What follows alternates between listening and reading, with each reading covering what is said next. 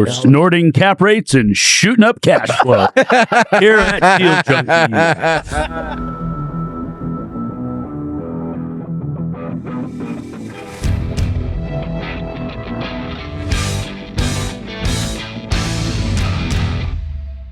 Welcome back to Deal Junkies. I'm Gabe Johansson, back in the SMI studio with Dane McKinney, Trevor Howard, Mike Nuss, and a very special guest, Tommy Magill. Tommy, thanks for being on the show with us today.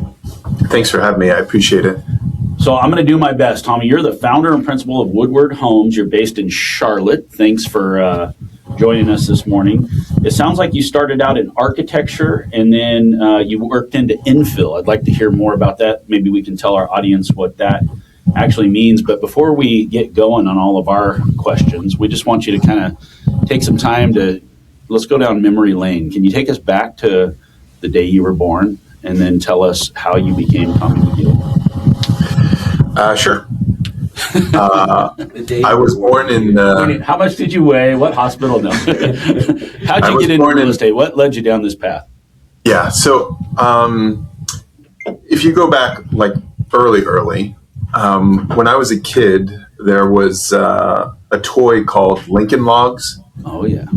If you're as old as I am, you know what Lincoln Logs are. And it's like, I would sit in my room and would obsess about just building Lincoln Logs, and which was completely opposite from my two brothers. I have an older brother and a younger brother. And they were just vying for my mother's attention. And she would like not hear a peep out of me for hours at a time and rush into the room to see if I was still alive or if I had like choked myself out on the Lincoln Log. So I just really always loved building things. And then that just kind of snowballed into like what could be a good profession to get into, to build things. And I always assumed like that I would love the design aspect of it and design the buildings and not actually physically do the construction part. And I found out shortly after graduating, or probably shortly before graduating architecture school, that like I was never going to be the architect that I assumed that I would be. So I kind of just like, my first job out of architecture school was with an architect, but I think I worked there for like 3 months at the most. And then got a job for a real estate developer. This is all in Miami, Florida. And so I, basically just started from there. Just loved everything that went into building buildings. I loved watching the progress of the building go from like a flat, piece of land. At the time I was doing high-rise construction. So we'd build, 65-story towers in Miami, Florida. And it just was like, at the time, it was so exciting to be a part of something like that. And just like, I loved the team atmosphere and just was so much fun. And it was really, really cool. And it was a great way to kind of come up through the business. But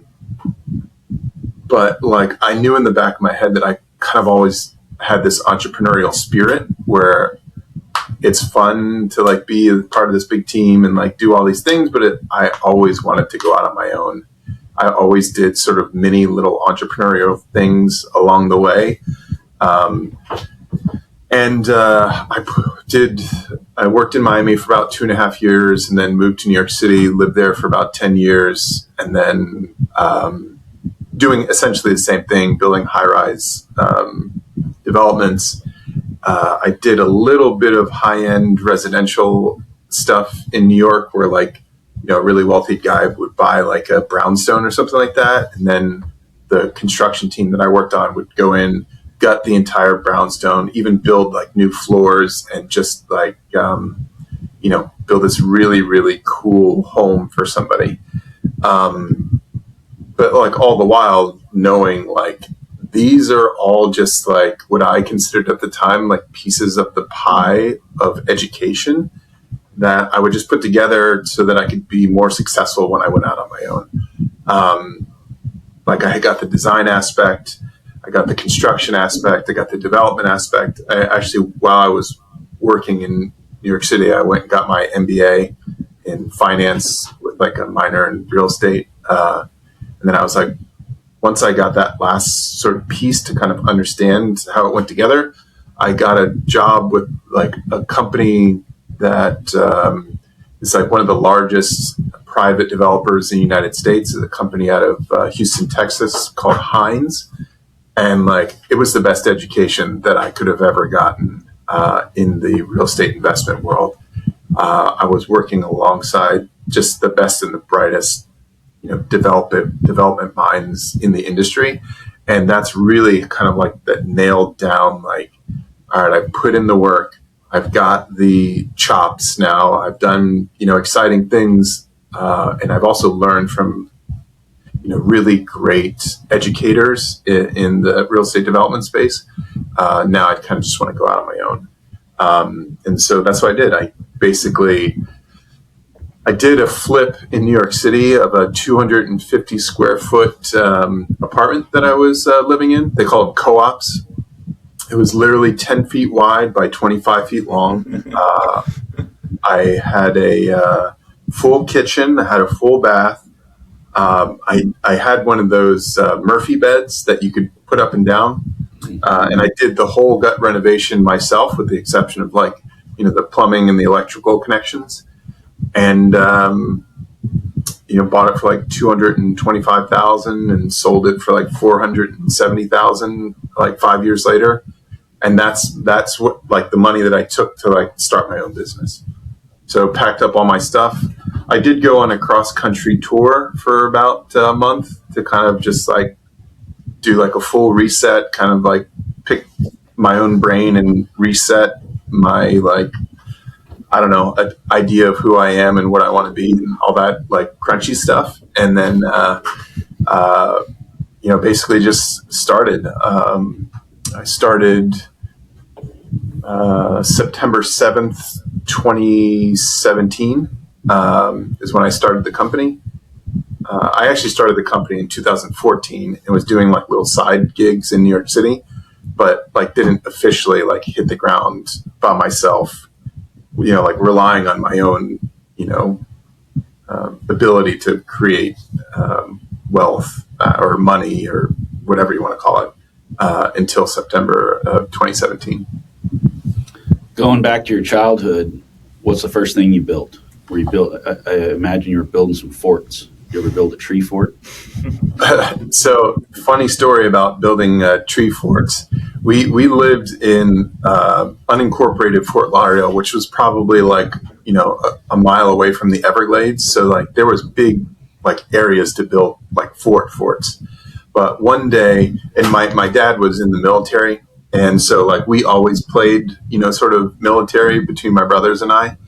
And one day we had these like grenade fire like crackers where like you would light it was like a smoke bomb. It looked like a grenade, but you like light it as a smoke bomb while we were building our forts and kind of like, fighting each other. So we lit the smoke bomb and threw it. And because it's Florida and it's dry, we burned about, 5 to 10 acres of land. And like the fire, like the firemen came and, like we're all like, I don't know, 9, 10, this is like late 80s, early 90s where like, like the feral kids existed. So like there were no parents around. We were just having fun and ended up, burning a couple acres down. It was a big deal. I can still remember like the cops and the firemen coming up to us and saying, what happened? And I think I actually ratted my older brother out. And they, what are they going to do? We're little kids. So, and my dad was, in the military and also a police officer. So we kind of got away with it. But, we cleared the land for whatever developer was going to go build there. Cleared the lot for them. So what's the biggest thing you ever built I imagine it was in New York? It was actually in Miami. The biggest building I ever built. Oh, no, I don't know. Have you guys been to New York? Yes. Yeah. There's a building in Tribeca called it's called 56 Leonard. but they call it like the Jenga building. It looks like a bunch of different pieces kind of like go together. That was like, I was a part of the team that worked on that job. That was probably the like most expensive thing that I've ever built. But the tallest thing I ever built, or a part of the team, was like in Miami, a 65-story like condo. That's pretty amazing. So from tree forts to 65-story buildings. When you're looking at these, do you get to like see the full cost breakdown of what goes into these then? The high rise? Yeah. Yeah. So are you seeing the full financial model as well of like, are they selling these as condos or renting them out and holding it? Or like, what are they typically doing with those types of projects? Most of the ones in New York, well, most of all of them were all set for sale condos. It was a little bit different in Miami where they would build out like the kitchen and the bathrooms, and then the person who would buy it would then come in and do the rest. Almost like they would finish the walls, but like there was no floor in the place. They would come in and kind of just do their own thing a little bit, but you would have to finish the kitchens and the bathrooms. So you had to pick your own finish package. Sort of, yeah. I mean, you had to finish the kitchens and the bathrooms because of like code. But yeah. You did all the MEP. Mm-hmm. What's that? How'd you just? I just said you did all the MEP stuff, and then they got to come in and do anything that was kind of. We would actually finish out to finish drywall. We would put like a level 5 finish on the drywall, and then they would probably do like a coat of paint, and then they would come in and then just do their own thing. Whereas like in New York, we would finish it soup to nuts and turnkey hand over the condo unit to the person buying it. Interesting. So how'd you determine what you wanted to start building? Because you have like an insane knowledge base and you're seeing these huge projects. Were you thinking like, I want to be in charge of building something like this one day fully, or how'd you? No, I actually didn't enjoy that process because it like when you see a finished skyscraper, you're looking at like 6 years worth of work, 3 years worth of like entitlements, and then another year of like funding, and then it takes 2 to 3 years to build. And I loved watching like the progress in the process, but I hated the amount of time it took. Like it just took way too much time for me. So I was like, I want to do something that's like a little bit more immediate gratification, rather than taking forever to get to this end point. I'd like to see something that was like I could go in 2-3 months and then see the end product. So I really enjoyed that. How'd you end up in Charlotte? It was just a guess. Just like I didn't want to go all the way back to Florida, and I didn't want to stay in New York or the surrounding area. I looked at Chicago because that was a cool city that I liked, and I was actually looking at some investments there. But I just ended up in Charlotte. Just like I went to a wedding here, 2 or 3 years before I moved here, and it was nice. It was okay. I didn't put a lot of thought into it, is what I'm really trying to get at. I just didn't want to be where I was at, and I didn't want to go all the way home. So I just picked something that was sort of in between. And then you started doing your infill. You started building houses? No, I started with flips. The first thing I did was flips, yeah. I moved here in September. I bought my first deal in November, and that was kind of like how I started the process. It was a flip deal, probably like if there's like level 1, level 2, level 3 construction, this may have been like a level 2, like somewhere in the middle, like not crazy, like rip down every wall, but like tear out the kitchen, tear out the baths, make a second bath kind of thing. And so bought it for like $72,000, put in probably $35,000, $40,000, and then sold it for like $149,000, $150,000. And then you just use the money from your New York like live-in flip that you did to go fund that, or did you pull a loan? Yeah. So one of the things that I did intentionally was like use my own money first, because I wanted to prove that I could actually make money doing this, not only to like future investors, but like I also wanted to prove it to myself, and I didn't really like get the concept of like other people's money at first, and just kind of wanted to go out and do it on my own. So I did the first probably 3 or 4 deals like that, and then I started to slowly, go into using other people's money. How did you pivot from flipping into knowing you should start holding them and then like actually building wealth, or did you know like that was the end goal at the beginning? I guess I was probably 2 or 3 years into it, and was like, if somebody were to come to me today and offer to buy my company, what would they actually be buying? And at the time, I think I maybe had one rental property, or I didn't have any rental properties, and I was like, they would just be buying my time. I was just flipping, So I was like, I want to make,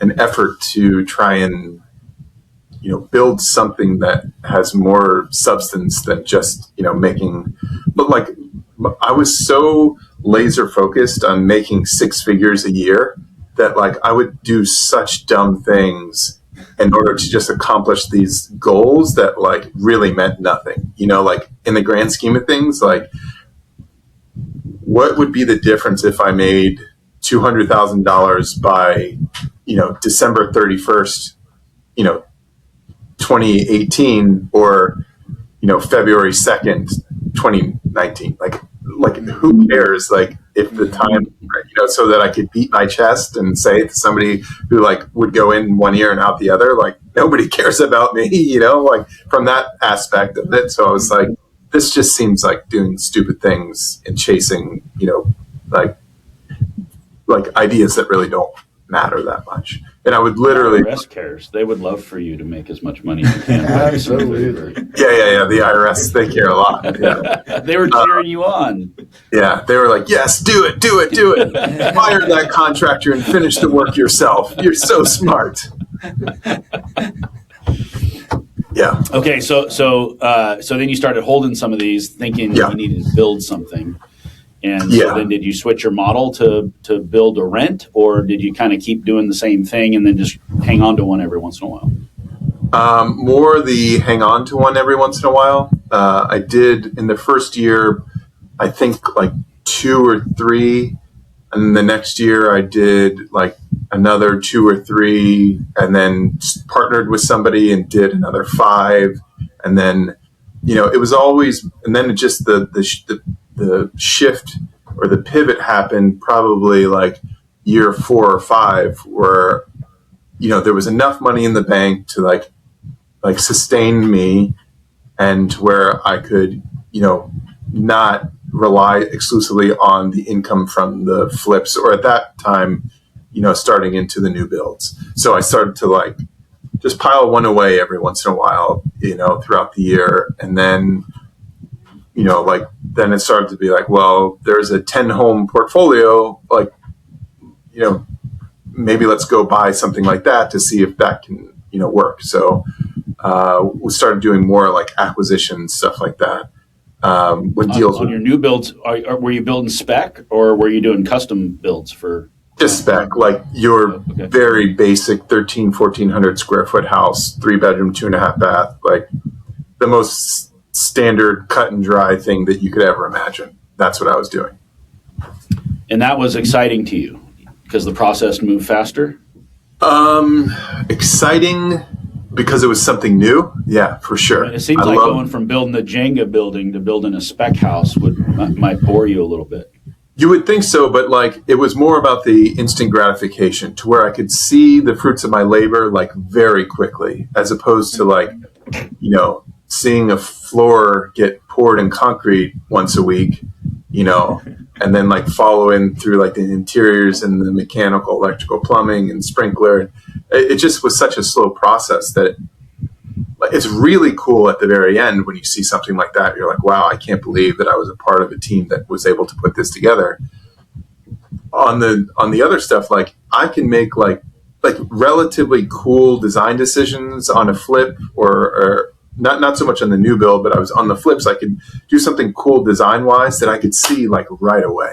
And I'd see that, like sconce, or that the way that I, could figure out the configuration of a bathroom, and then just see it within the next couple weeks. That to me was significantly more appealing. Do you think you could break down the process of like the spec build for us so people can see like how you actually find that deal, finance it, how long does it take, like what do some of the numbers look like? Because we talk to a lot of people who want to get into that space, but there's such a like high barrier to entry for people wanting to do that. Like they don't even know where to start. Yeah, so like you guys are on the West Coast, right? Like Oregon Oregon, yeah. So I would say that probably the biggest barrier of entry between Oregon and North Carolina is the cost of the land. Like I can get a decent piece of land between $15,000 and $25,000, like consistently. Oh wow! So how large? Like just to put a 13. Probably like a third of an acre. Oh wow! Because over here that costs 150. You couldn't get the worst piece of land in Oregon for $15,000. Yeah. So like I can see like that being a big hurdle for people on the West Coast, just because. What do you sell your 1,300 square foot homes for? Just under 300,000, like between 250 and 300,000. Yeah. And that's where people they want to, affordability. It's the cost of construction is pretty much what the cost of construction is. It's not going to change significantly, but when your land's $150,000 more, and it's not that you have to sell that here for $450, you have to sell it for $500 because you have to make profit on the $150. Right. So that is a big barrier. I was going to say, it sounds like your construction costs are exactly what they are here, which is. What are you guys building as square foot? Hard costs on something like that. I mean, obviously it depends on finishes, but like a starter home in Oregon, just for hard costs outside of any financing or land, you'd probably be at $170 a square foot. Roughly. Yeah, so we're more like 105 to 115. Starter He's a home. way better builder than you, Dan. Yeah, no, that makes sense, seeing as I've never built anything. Yeah. So I hope so.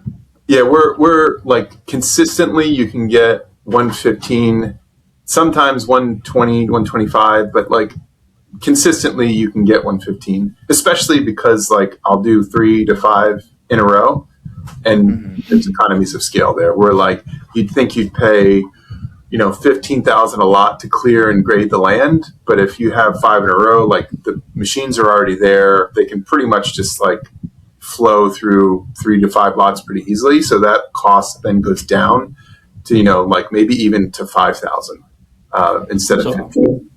So your spread's like 100K plus? No, usually it's around 50,000. 50,000. Yeah. Okay. So if you had the land, like profit. Are you saying profit? Yeah. So the land will be 15 to 25,000. The cost to build would be 115. That's just vertical construction. Then you add like another 15 for the horizontal stuff, like the clearing and grading, and then like attorneys, realtors, all that stuff. It usually works out to be around 50,000. 50,000. Okay. So is there an ample amount of these things too? Because what kind of volume are you doing today on these? I'll do between 15 and 20 houses a year. That's like the typical volume, depending on the year and depending on like how I feel. I've done as many as 28 in a year. That just felt like too much. I have 2 kids now, so like I'd rather just hang out with them than deal with contractors. And then I also have completely subcontracted out everything that I do now. Instead of like GCing it myself, which I did for like 3 years, I just subcontract everything out to GC to do it. And are you still running the acquisitions then of finding those lots, or? Not really. I have an acquisition guy who does that. I don't do a whole lot anymore. Let's just say that. What's your team look like? It's myself, who basically just is like the yes no person. Like, yes, let's do that. No, let's not do that. And then I have a property manager who runs all my rentals. And then I have the acquisition guy who I pay like a monthly fee to like go find deals for me. And are these on-market deals, off-market deals, or? Most of it's off-market. And you just calling? Letters. He does letters and like text follow-up. But yeah, most of it's off-market. I have gotten like I'll buy a house that's on market that like has land attached to it, and like I'll do like a quick renovation of the house and sell it, and then subdivide the land into 5 lots and do the I'm more interested in the lots than I am the flipping the house. Yeah. What's the timeline and cost of subdividing where you're at? So I don't work in the like main county of Charlotte, which is Mecklenburg County. I work in the outside counties, so they're pretty easy as long as it fits like the as of right rules. You can pretty much get it done. I don't know, maybe a month or so, sometimes less, depending on the municipality. Like I just did one that the previous owner had already done the survey of it, and so they sold it to me with the survey. So all I did was go into the city and say, you guys looked at this already. Are you good with it? And they said, yeah. So I then took it back to the surveyor, finalized a couple of markups, put it in. That one was done in like a couple of weeks. Wow. And what's the cost of doing that in Charlotte or outside of Charlotte? You mean like the cost of like surveyor and stuff like that? Yeah, just all in. Just if you bought, let's say you didn't have the survey when you got a piece, you said, "Hey, I got this house. It's got an extra. I could subdivide and have an extra lot to do a spec house there." Like you're saying, it might take only a month. What are the fees involved in the surveys and? Yeah, like the surveyor for this one particular one I'm thinking of, it was 9 different lots. To subdivide it or to like subdivide it, survey it, and all that stuff was probably about $5,000, and then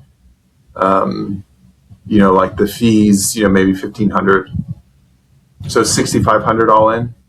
Oh, that's insane! Everything you do is way cheaper over there and faster and faster.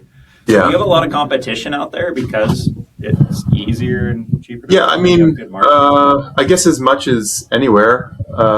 There's like guys that are doing 100 homes a year that are in like my direct like area, and then there's guys that are like me, they're doing 20. There's guys that are doing there's plenty of competition, but everybody kind of like we all kind of like roll in the same packs, and are all friends, and it's just like there's no real like competition. It's just like you got it, good for you. Like move on to the next one. Yeah. What's the resaleability or absorption rate? How's that been over the past few years as far as selling? Well, in the last year, it's been significantly slower for sure. Yeah. But if you still price it like you want to sell it, you can sell it in, like post-COVID timeframes where you can, get it off the market in a couple days. You just have to price it correctly. A couple days on the market. Yeah, so I just did 2 new builds next to each other in like one of the nicer parts of town. I sold the first one before it went on the market, and then I sold the second one 3 days after it went on the market. But like, if I wanted to like maximize my profit, I would probably have listed it for like 389, but it would have sat for like 3 months, So I listed it for 369 because initially I thought I was going to pay, 180,000 for the build cost, and it ended up being 160,000. And then I underwrote 100 or 350 for the sale price and ended up selling it. Well, I ended up selling for 376. But like I'd already made more money than I wanted to anyway, so I just wanted to get rid of it, So if you price it right still in North Carolina, you will sell in a good amount of time. But if you're living in the past, 2 or 3 years, then you'll stuff will sit for 3 to 6 months easily. I think that's true about everything, everywhere. Yeah. Like if you're serious about selling, price it to sell. But you're right, like having to come to grips with it, it's not 2022 anymore. Right, for sure. So this sounds amazing that you're just building this many and making this much money. Have you lost money on any of these? So the house that I bought a house and I subdivided the adjacent property into 5 different lots. So like technically I lost 18,000 on the house, like, renovating it and reselling it. But like, yeah, but then you got free land or land. I got 5 free lots. So like, I don't know. That's not losing money. Yeah. I definitely still made $50,000 per house, on the new build, but I actually kept 2 of them for rentals. So there's equity there, but knock on wood, I haven't. What's that? Sorry, go ahead. So knock on wood, I haven't actually lost money on a deal except for my very first deal when I was 24 years old. I bought a condo in Miami, and this was like, sort of right before the Great Recession where like people were buying and selling condos. I bought one with a friend of mine and then it ended up like getting foreclosed on. But like, I still technically didn't lose money on that because the way that we refinanced and pulled money out, like we still ended up on top. So technically I haven't lost any money on one, but I'm so conservative about how I run my numbers. I don't push the limit. I'm not looking to be a billionaire. None of that stuff like appeals to me. I'm like looking to get base hits. If I can get base hits or even walks, if I can just get on base, that's all I really care about. I'm not looking for the home run deals. I don't really care that much. I do enough volume and I stay conservative. Even people make fun of me. I run a meetup on Thursday nights once a month, and people were talking about the percentage of the house that people pay for the land, and they're like, "Oh, I pay 15%. Oh, I pay 10%," and they're like, "Tommy pays 3.5%." Like I am notorious for being a cheap ass because I'm like I can probably get to the enough owners to where I can make enough money to like survive and do okay. So like honestly, if I did 4 deals a year, I would make $200,000 a year. $200,000 a year in North Carolina is like really good money. So I can live a completely like happy, normal life financially. And like, it doesn't like making exponentially more to me is not like crazy appealing. It's just like, I'd like to build something that is like worth something someday. That's why I like continue to like just keep piling, homes away into the portfolio. So, are you refinancing a lot of these after you build them then and just turning them? Yeah. And then when you need money, you sell a couple? Correct. Okay. So tell us, I have 2 questions. One is, what is your strategy around the portfolio that you are building? And then secondly, can you teach us about infill? The strategy really is just to like build a cash flowing portfolio so that one day I don't really have to do anything at all. That is getting probably, I don't know where I stand on that anymore now that I've kind of subcontracted everything out. Like, I'm not really doing anything now. So it's kind of boring, like I don't, you have this idea of something that you want and then you get it and you're like, well, this is boring. I don't like doing this. Like, let's do something else. Like, at the meetup last night, the guys were like, what are you going to do? And I was like, I think I want to like do like photography, like, and just like take pictures of real estate, but also like take pictures of other things, and like do the real estate stuff, like just for something to do during the day. 'Cause I can fill my day, but like, I actually got sick in February and it lasted for like 3 months. And I really did nothing, like nothing. And nothing stopped in my business.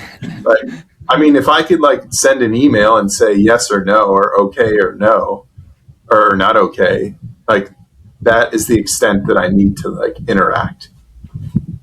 And then it just like when I got a little bit better, I'm still not 100%, but like when I got a little bit better, I just have nothing to fill my day. So the strategy might change a little bit. That's a long-winded answer, but the strategy might change. So what does that do to you, like mentally? Not like you don't have to do anything. Like, are you striving to want to do more? You're like, this is what I wanted. I'm cool, just chilling. Because a lot of people like they get to that point and then they realize like, oh, I want to do stuff. Yeah. So it only the realization only came in the last like about 3 months because I was sick and I couldn't do anything. Before that, I was filling my days. I have like run my business through like the traction system, and I do like a scorecard, and I go and I do all these things, and I'm like, that's cool, but I don't think it really like affects things one way or the other. Like in this current like snapshot of my life. Will I need to get back into the scorecard and like start doing things so I can get my volume like to where it needs to be? Probably. So I'll probably get to be there soon. But even then, I could probably knock out a scorecard in 2 days.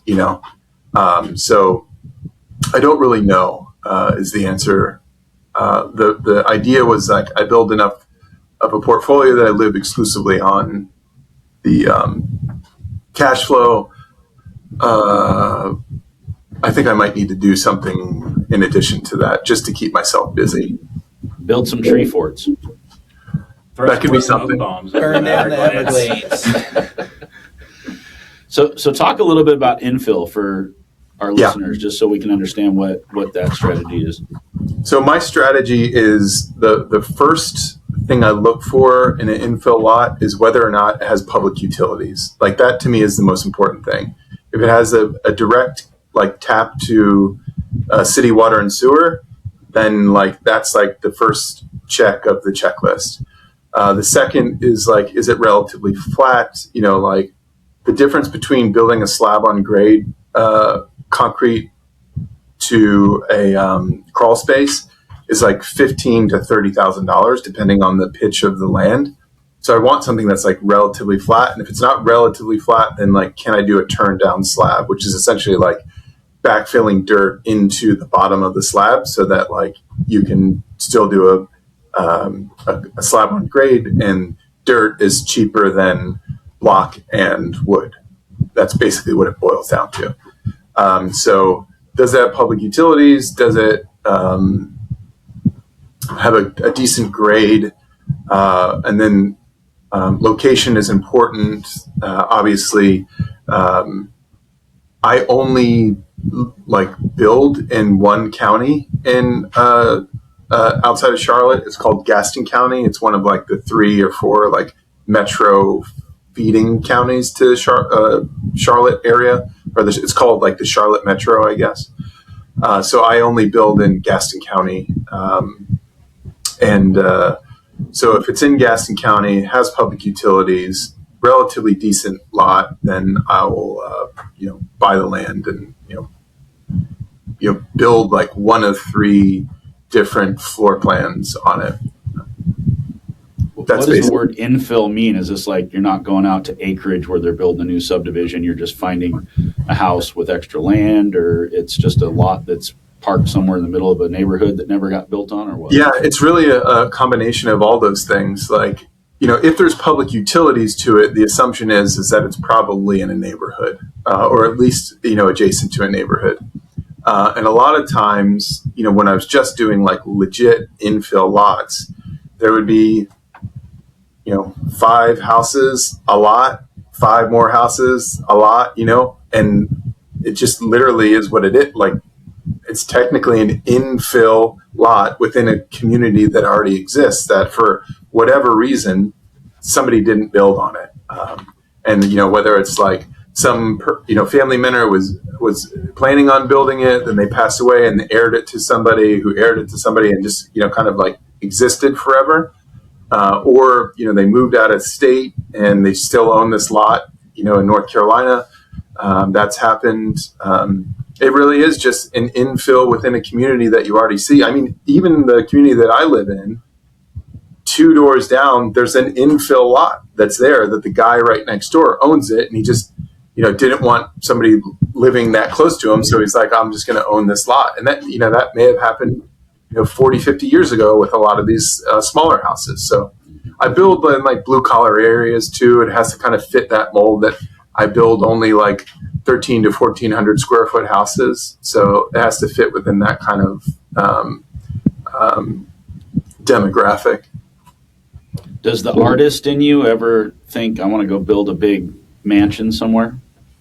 I think that the only house that I want to build that's like cool will probably be my next house. The house that I live in now, I bought it as a new build, but I personally didn't build it.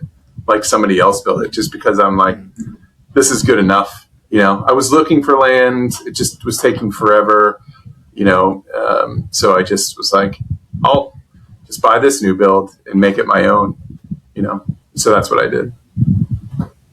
What do you, is there some building that's on your list that you've just always dreamed of building that you haven't got to build yet? Not really. I built, like townhome communities. I built like 300 single family home communities. I built high rises. Obviously, I just talked about that. I built like, like really intricate, like almost like works of art, where the houses in New York City, like really wealthy. And when I tell really wealthy, I'm talking like they're spending $25 million to renovate 5,000 square feet. Like they are like stuff from, like Turkey, like, and having it flown in and glass block made specifically for, it just looks like a piece of art, So I've done stuff like that, which was really exciting and fun. But yeah, there's nothing that's like most of my stuff is like, I want to like drive across country with my kids. I want to like, like be a great dad, none of like the development or real estate stuff is like, I really want to do this, none of that. It doesn't really appeal to me as much anymore. I just want to have like means to an end. Yeah. Yeah. At first it was exciting. Like when so I'm 46. When I first started, it was 2004 is when I graduated architecture school. There was a massive boom in Miami on building these high-rise towers. We were throwing like $1 million launch parties. And as like a 24-year-old who's like on the development side, like they were hiring like like female acrobats to like do like tricks in these like things that hung from like these big steel metal trusses that like went across, and they were completely naked, painted in gold.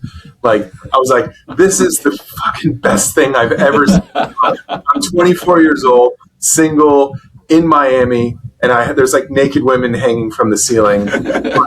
This is so cool. I really, really love this. I can't believe that I'm a part of something like this. And then like, that's how you start.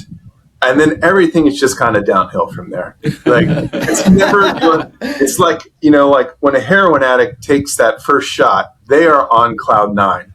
Every shot after that is really just trying to chase the dragon. You can't really get there. So that's really what it's always been about for me. I would say that the next big bump was just like doing it on my own. Like I've now worked for myself longer than I've worked for any other company that I've worked for. So that was like another cool little milestone that I had. But yeah, really, it's just like the next exciting thing was just going out on my own. And then like I had kids and like all the priorities shifted from like, trying to be a billionaire to like, all right, I'll be 100 millionaire. And then it's like, all right, I don't even care about it anymore. I just want to have fun with my kids. Like there's no itch that needs to be scratched for sure. But like, there are some times where I'm like, if I build my next house, I'd like to do it like this. But like, if my next house is like the last house that I ever built, like I'm okay with that,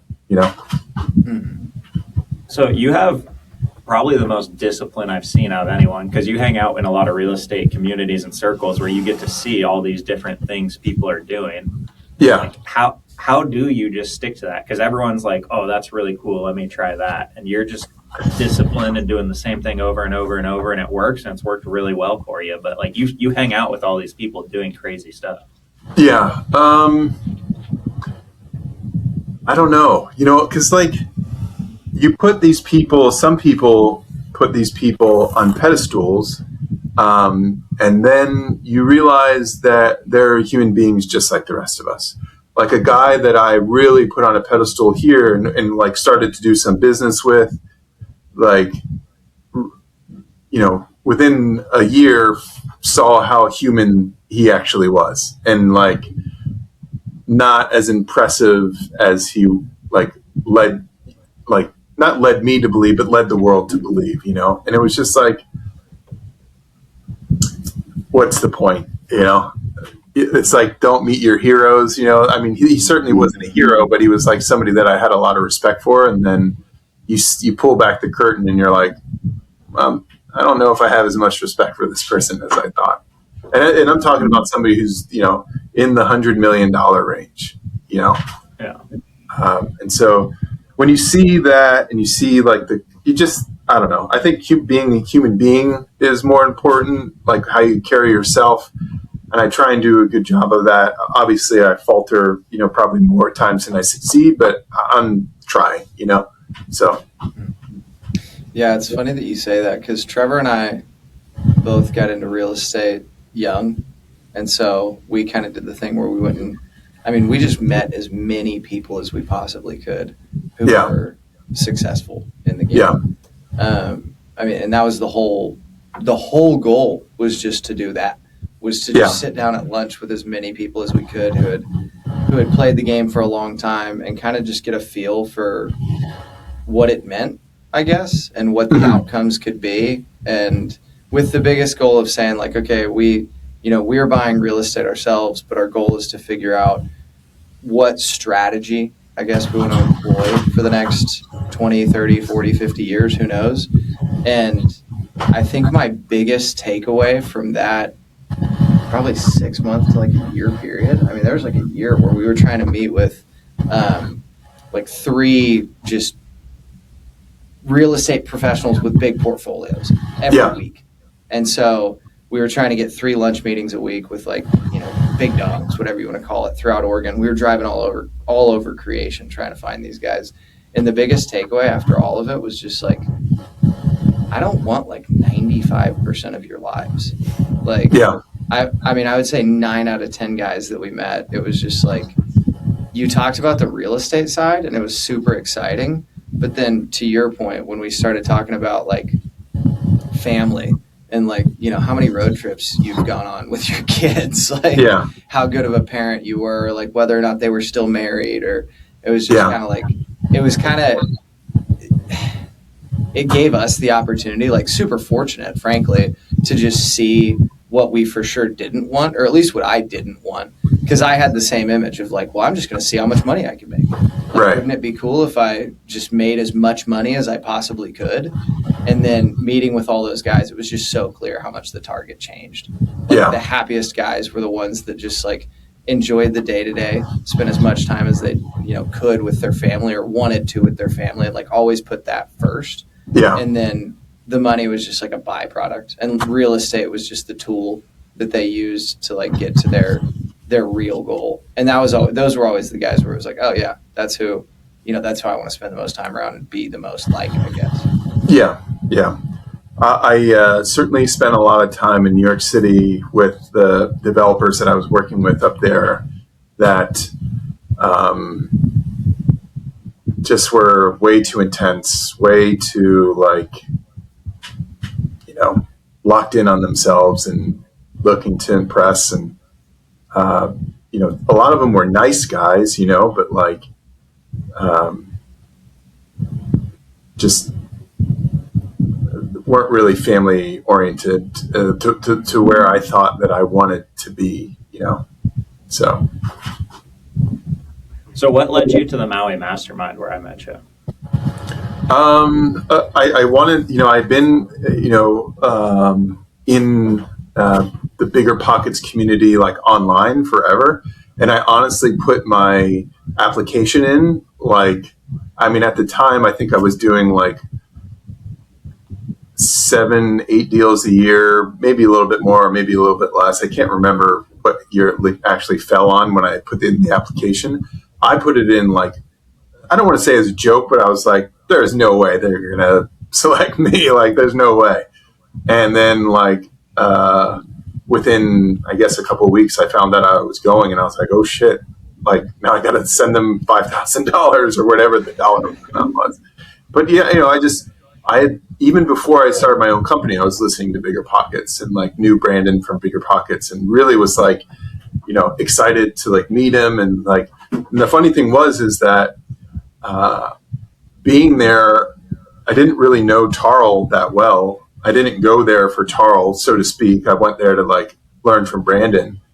But then just fell in love with Tarl, and Tarl and I are still we still text to this day,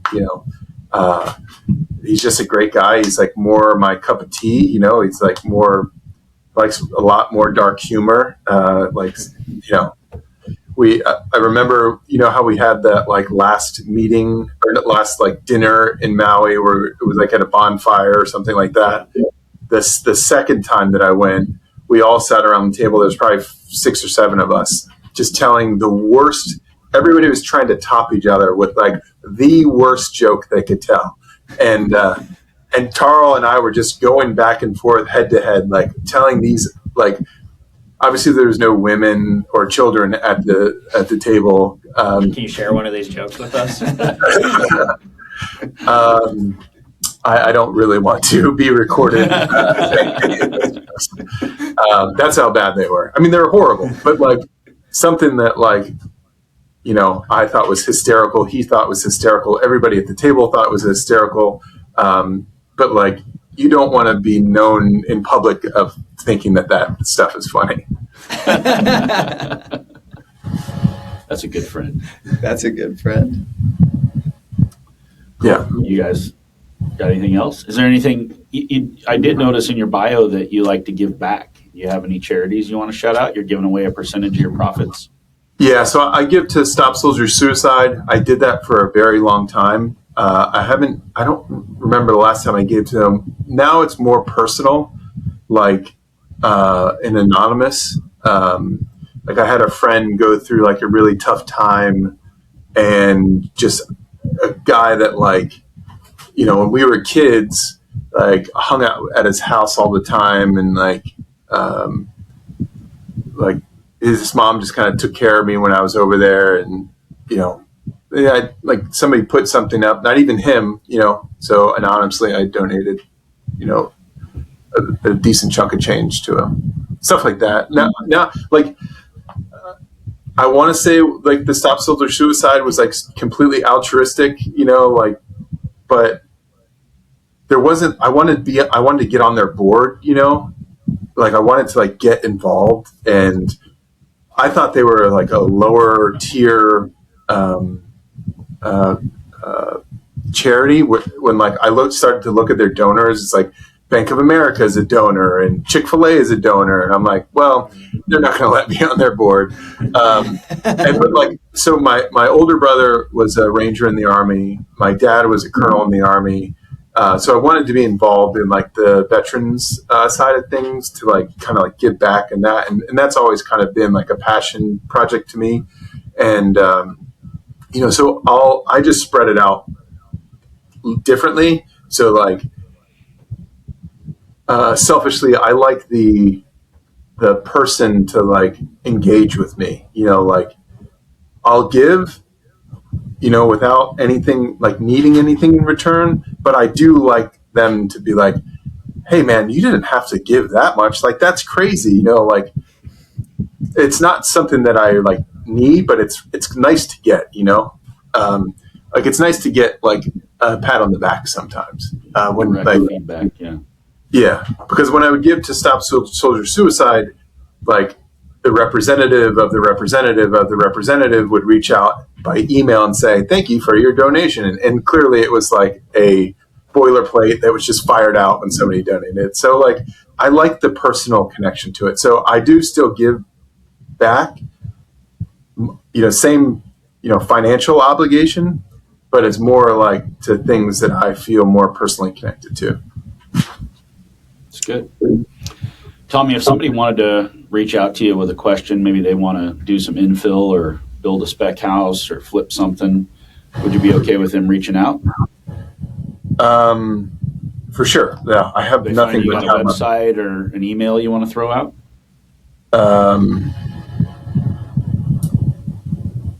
Let's see.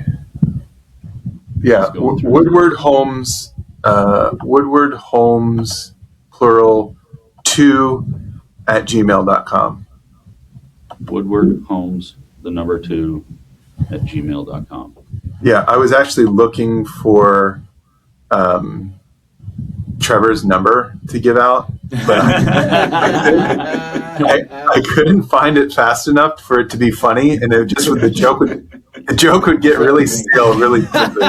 Trevor probably wouldn't even recognize his own number.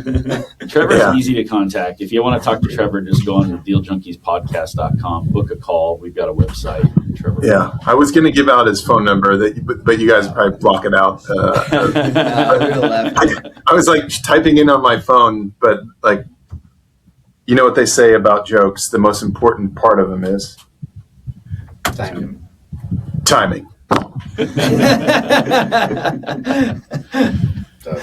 All right, Tommy. Hey, thanks so much for joining us from Charlotte. It was you're a wealth of knowledge, and we really appreciate you sharing your story with us today. Deal Junkies. Again, if you want to book a call with us, go on our website and please share us with somebody you love. We love you guys. We'll see you next time.